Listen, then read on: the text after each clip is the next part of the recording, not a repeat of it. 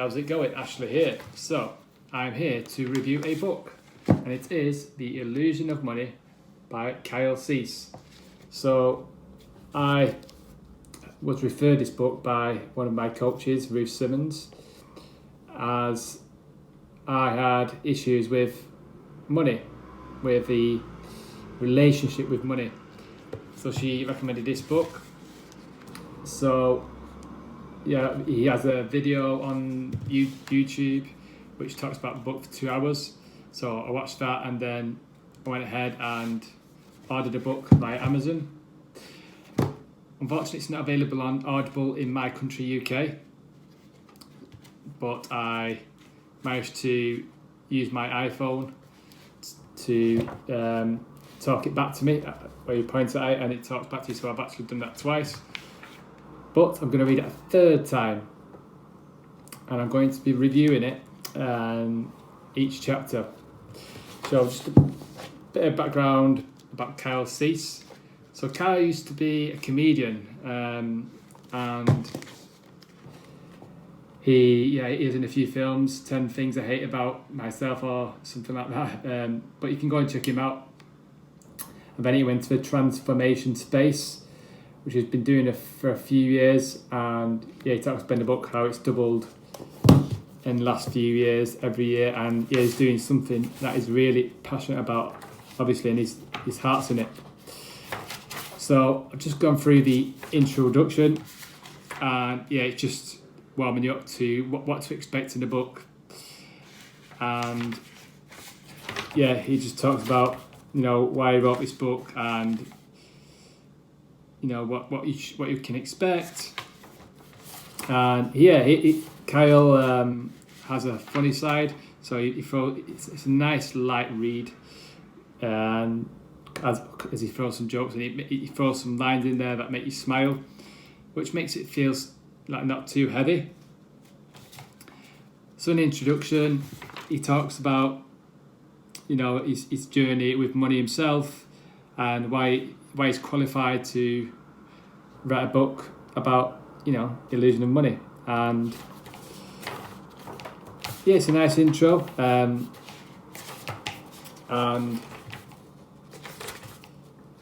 looking forward to getting stuck into the first chapter, and share it with you, and let me know if you found it useful, and if you have any comments, questions, let me know, and I'll see you on the first chapter. So the introduction, I've started a couple of bits in the introduction I quite liked. So where he talks about he talks about that this book is not about giving you ideas on how to make money to make the problem go away. It's more about giving you an opportunity to have a better relationship with money. And an example he uses by that, he says you can't put a fire out by spraying lots of gasoline on it, which I found quite funny. And he talks about awareness, and how when we don't have awareness, it's like we're blinded and we're sort of blocking our creativity. I'll read a line here. It says,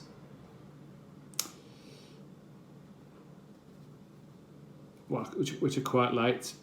When our awareness is small, we're blind to see the unlimitable inspiration that is available to us, and become focused in the struggle to survive. Which I thought was quite nice. And so and at the end he says he has a funny sort of finish. He sort of says, right at the introduction, now that's the end of the book, the rest is just a biography. But then he says, only kidding. So strap yourselves in for chapter 1. So the introduction. So chapter number 1 is entitled "Welcome to the Illusion." So this is like a warm up of what to expect. A second warm up from the introduction, second warm up onto what this book is actually going to be about in the next following chapters.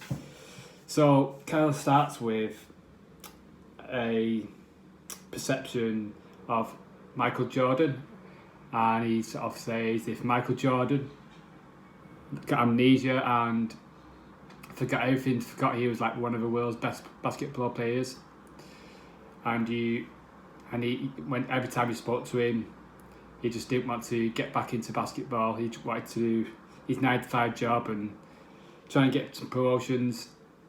So I use that as an example to sort of say, if you had low limitations, like in this story, Michael Jordan, he's sort of replying because he's got amnesia, saying, he needs money, he needs to pay for his kids, he needs food, he needs to provide shelter. You're really stupid for why would I waste my time doing like that when I need money to pay for myself, pay for my food. So that's what I use as an example of.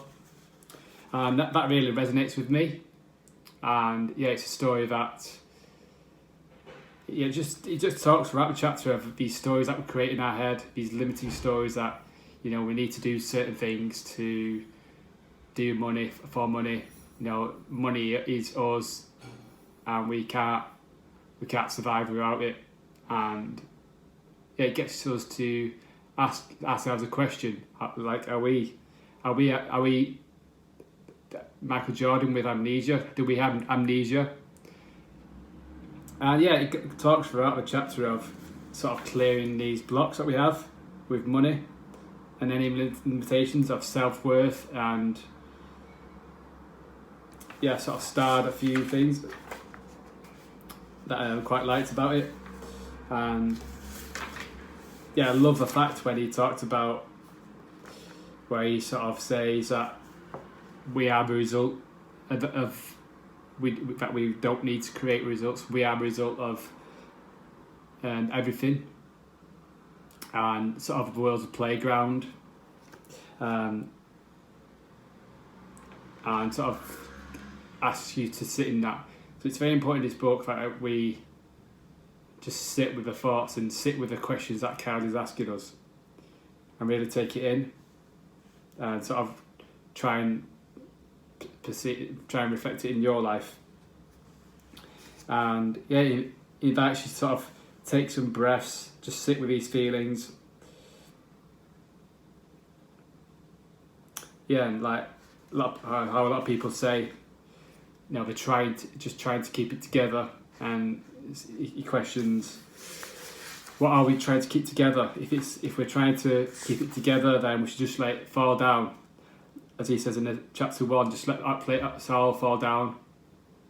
And he talks about, he's another example of, if you're an architect and you asked him to design a building on top of another building, it wouldn't work. Sometimes you just need to bulldoze all the old stories and just start again.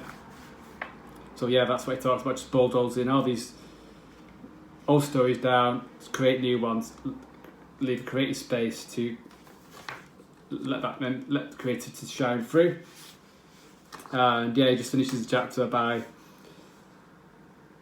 sort of saying, you need to divorce from the old stories, like the habitual obsession with money. It's all about just letting go of that habitual obsession with money. And now it's finished to the chapter, when you do, you can have it all. So that's my review of chapter 1. And it's sort of really good read.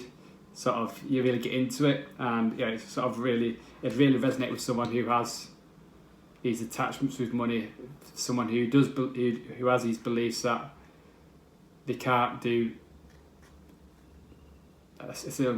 Can't do things that they enjoy, like Michael Jordan, because they need money to survive. And it's what's been created in the modern world. And yeah, it's an opportunity to let go of all that. So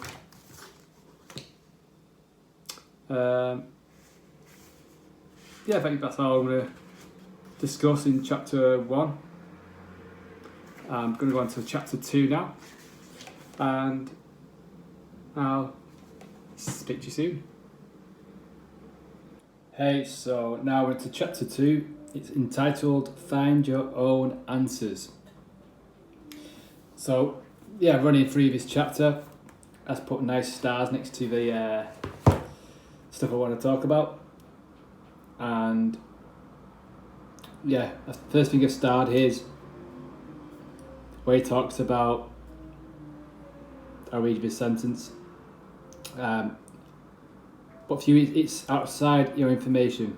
I'm only here to help inspire you to go inward and guide you into your own thoughts that can create an actual expansive inside of you. So Kyle talks about that this book, it's not going to get you much if you just read it. He's coming from a place of, he wants to be a guide. He wants you. He's giving you the opportunity to ask yourself questions, to go into deeper into your own thoughts about what you think of money. And yeah, he talks about that. He gives an example of if he wanted you to show you do some fitness, he wouldn't write a book. You wouldn't get results if he told you to do certain exercises. Basically, you got to put in the work rather than just reading the book and passively reading it. So he's making that clear that it's not just passively reading it; it's actually doing the work, taking action. And are based on experience. All of the habits, patterns, and traits that are being held within your body and mind have some from experience you've realized created in your internal emotional impact on you. Just reading something usually isn't enough of an experience to shift paradigms. So just really reiterating that. And then he invites you to, on a scale of 1 to 10, gets you to think about how emotionally attached you are to money. 1 being absolutely, totally addicted to money, can't live without it, or 10 just totally being free of it. And yeah, he asks you to write it down and here, and be honest with yourself, and not judge yourself for what number you put down. It's just being aware of that number, so you can go forwards, and be aware of that number and try and increase that number, whatever it was. Myself, I put a 5 out of 10, and it's a nice space to write it there. So yeah, the next page talks about your score there that you might have put down. Okay, so it was utmost as if it was almost as if the more abundance I had, the more lack I could find. So he talks about when he was an actor, when he went for the part in 10 Things I Hate About You, and how he went for the first audition, and then after he went for the audition, he was hoping he was going to get a call back. He was craving for a call back, and after that he was craving for a second call back to be the audition part. So it's a constant craving of the next thing. And he talks about how this is just a circle. Like, for example, when the meal was a hit, he had a craving for the next part. He had a craving for that feeling, which is a consistent theme across the chapter of chasing the feeling rather than actually understanding that feeling is actually inside of us, and we don't need to chase it. And he talks about how we're conditioned to think that we need to chase things to give us a certain feeling, whether it be like a new girlfriend, a new job, a new business, more clients.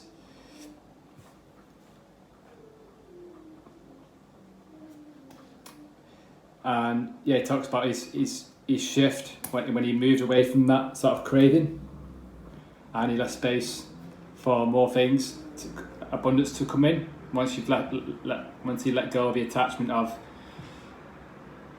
trying to get things. And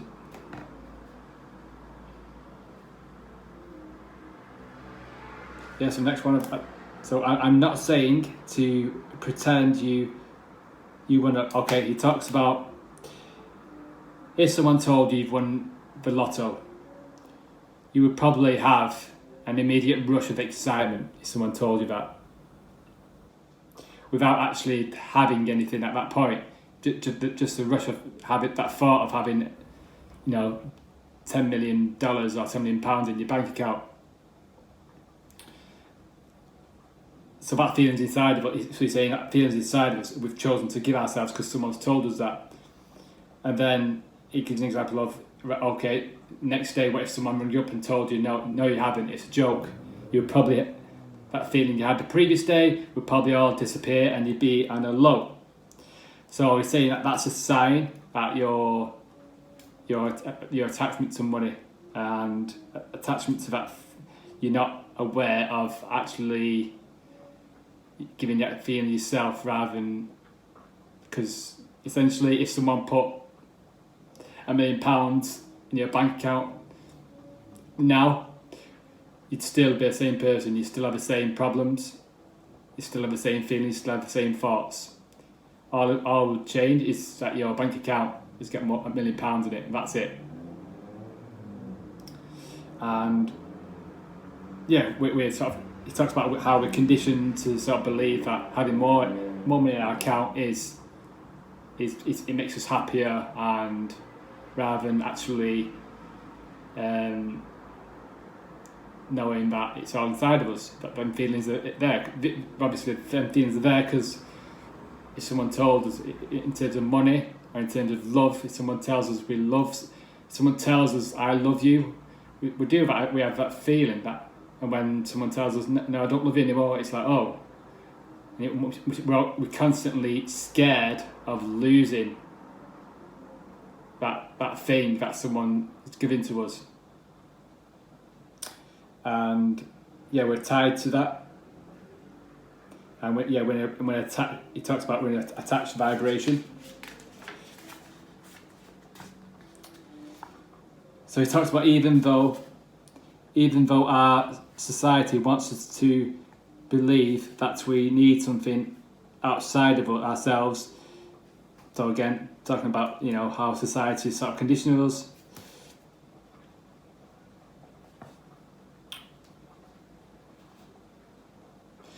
So significant fear-based beliefs that are constantly trying to save you from the fears that it has created. The process of moving into experience of what you actually are can be painful.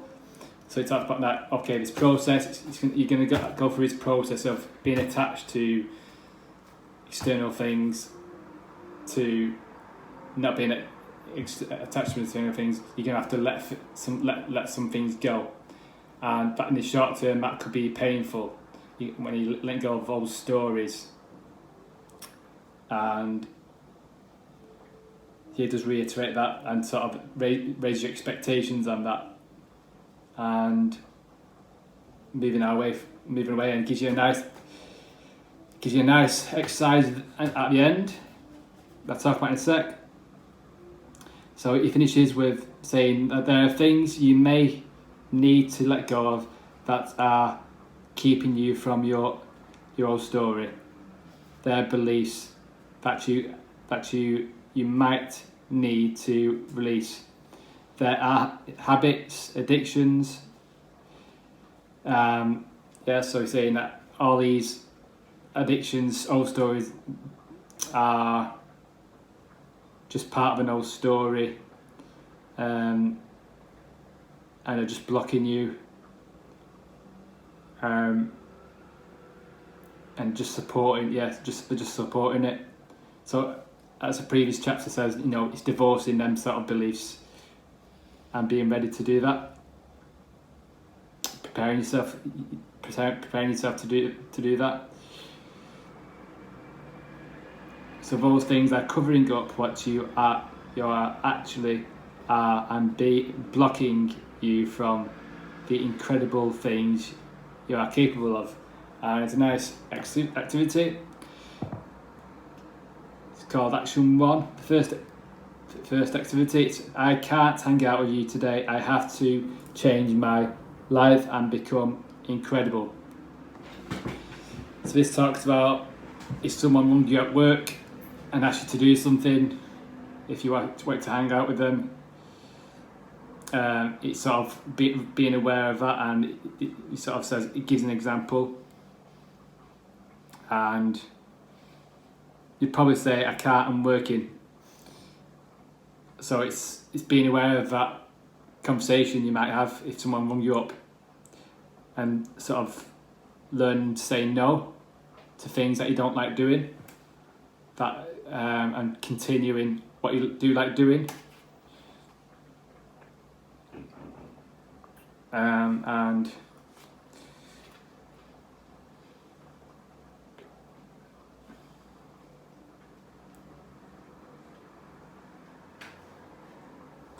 I'm just reading the actual activity, because I guess I've got to do it.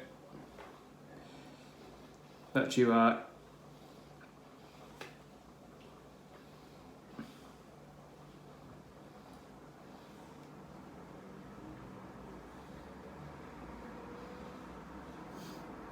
I think it's just being aware of that conversation.